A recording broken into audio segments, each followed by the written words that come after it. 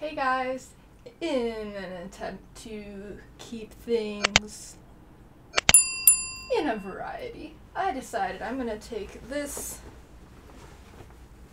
jacket that I got at Goodwill for $6 and take it from drab and boring to something maybe I would actually enjoy wearing. So if you want to see me grunge this up, stay tuned. First, for this project, you're gonna need a couple supplies. Paint, obviously. A Santa mug that your grandma got you for Christmas a couple years ago. This next one is very important. You need a kneaded eraser. A pair of scissors you stole from your mom 10 years ago. A seam ripper. A couple paintbrushes. Something to dry your brush on. I prefer napkins. And something to use as a palette. I prefer paper plates because I can just throw it away when I'm done. And now you're going to channel your inner RARXD. Now what you're going to do is you're going to go through and sketch your designs and patterns all over the jacket with a mechanical pencil. I prefer to use one with the thick mechanical pencil. Keep sketching and sketching and sketching. And once you've completed with that, you're going to go through and trim the outer part of every seam of the jacket. The reason we're doing this is so that we can fray the edges. Then we're going to go through and paint all of our little designs. I personally chose to tightline everything because I think it really made every pattern and element really pop in the jacket, and plus it helped to hide the pencil lines that I did. I did not sketch them light enough.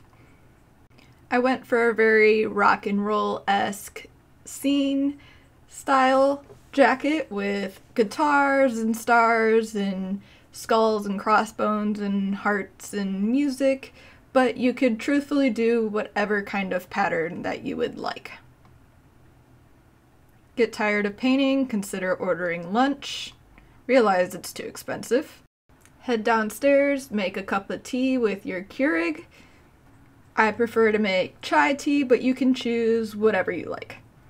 This next part is very important. Add your vanilla and your milk before the tea is done steeping to piss off your friends overseas. Head back upstairs and continue on with your painting. Again, I chose to tightline everything, but you can do whatever you would like. Stop painting because you remember that you are hungry and you must eat some lunch. And of course, watch YouTube while you're eating. After you finish your lunch, you can continue on with painting your project.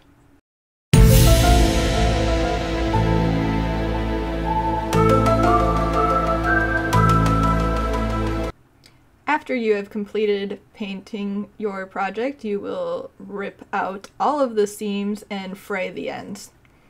Here is the finished jacket. I think it looks so good. It's got all sorts of guitars and skull and crossbones and cassettes. I think it turned out really nice. I did every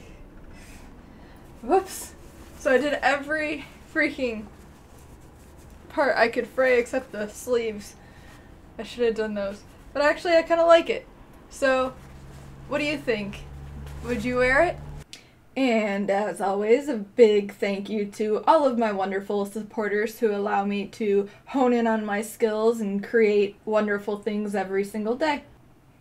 Make sure to like and subscribe, follow me on all my social medias, and I'll catch you all on the next one.